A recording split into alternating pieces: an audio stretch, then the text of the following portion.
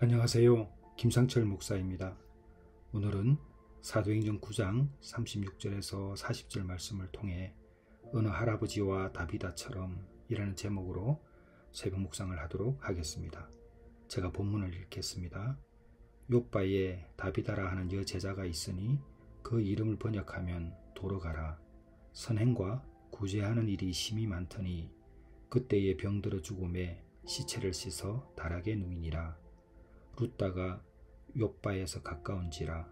제자들이 베드로가 거기 있음을 듣고 두 사람을 보내어 지체 말고 와 달라고 간청하여 베드로가 일어나 그들과 함께 가서 이르매 그들이 데리고 다락방에 올라가니 모든 가부가 베드로 곁에 서서 울며 도로가가 그들과 함께 있을 때에 지은 속옷과 겉옷을 다 내보이거늘 베드로가 사람을 다 내보내고 무릎을 꿇고 기도하고 돌이켜 시체를 향하여 이르되 다비다야 일어나라 하니 그가 눈을 떠 베드로를 보고 일어나 앉는지라.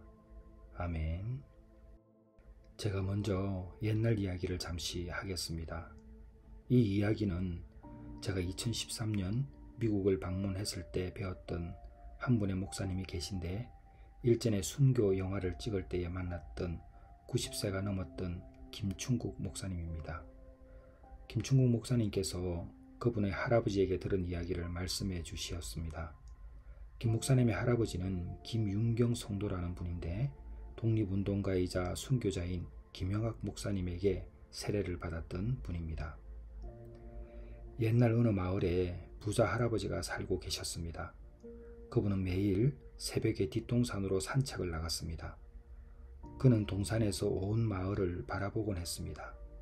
굴동마다 연기가 다 나는데 두세 집은 연기가 나지 않았습니다. 그는 집에 돌아와서 며느리를 불렀습니다. 얘야, 복돌이네와 금순이네 그리고 얼룡이네 집이 아침에 못 끓이는 모양이다. 쌀을 조금씩 갖다 주어라. 그 말을 들은 며느리는 예 하고 대답한 후 할아버지의 뜻을 받들어 쌀을 갖다 주곤 했습니다. 그 할아버지는 다음 날도 그 다음 날도 똑같은 일을 되풀이했습니다. 오늘은 이 집들, 내일은 저 집들, 모레는 또 다른 집들, 해마다 보릿고기에 굽는 집들이 그 마을에는 없게 되었습니다. 마을 사람들은 다 그 할아버지를 좋아했습니다. 그리고 존경했습니다. 어떤 어려운 일이 있을 때는 그 할아버지를 찾아가 의견을 물어보기도 했습니다. 마을 사람들은 다 부지런했고 도박도 술도 하지 않았고 피차간에 다투는 일도 없었습니다.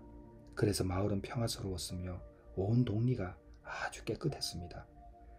그랬던지 이제 이웃 마을들도 닮아가기 시작했습니다.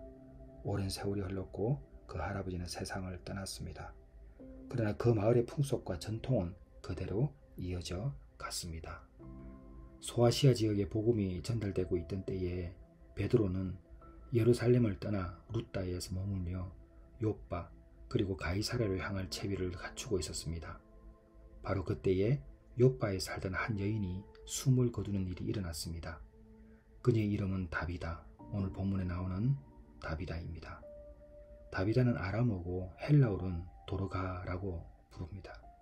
그 여인의 죽음 소식을 듣게 된 것입니다.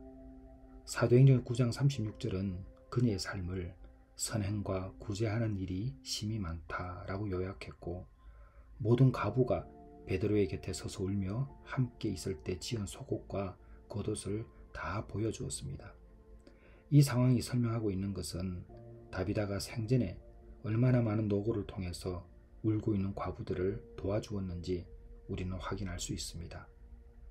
의지할 곳 없어 하루하루 막막한 생활을 하는 이들 과부에게 위로와 격려를 아끼지 않고 소망을 주었던 다비다의 배려는 박해와 궁핍 속에서 늘 어려웠던 당시의 사람들에게 용기를 주기에 충분했습니다. 그리고 다비다와 같은 사람들은 여럿 있었습니다. 그 중에서 브리스길라와 아굴라 이와 같은 부부도 있었죠. 다비다가 병들어 죽었을 때 베드로가 기도하여 그녀를 다시 살리는 기적을 오늘 본문에서 또 보았습니다. 바로 부활입니다.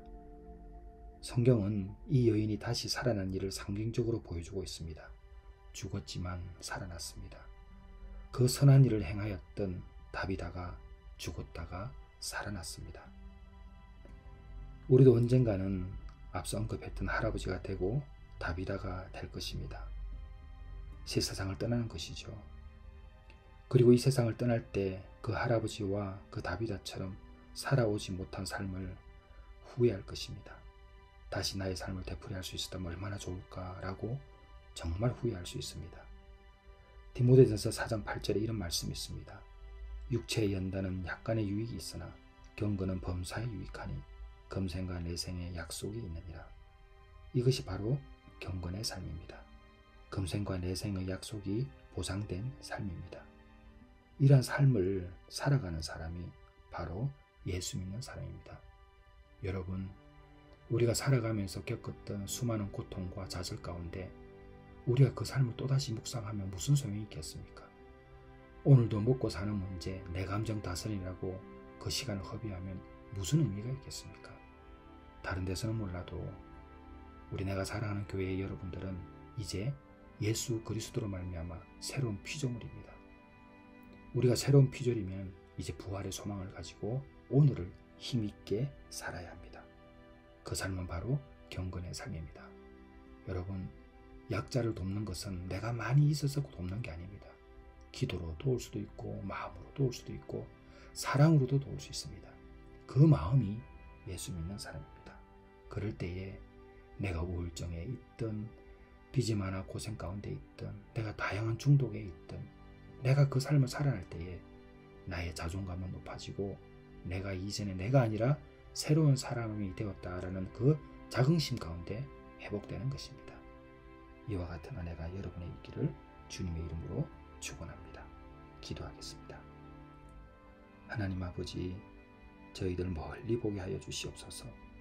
이제는 내가 중심이었던 삶이 예수님 중심으로 삶이 바뀌었음을 고백합니다. 삶에 지치고 마음의 병 때문에 힘들어 있다 할지라도 예수님 때문에 한 번 더 일어나고 정말 제가 이 세상을 떠날 때에 많은 이들이 믿음의 사람이라고 기억할 수 있는 그런 인생이 되게 하여 주시옵소서. 예수님의 이름으로 기도드렸사옵나이다. 아멘.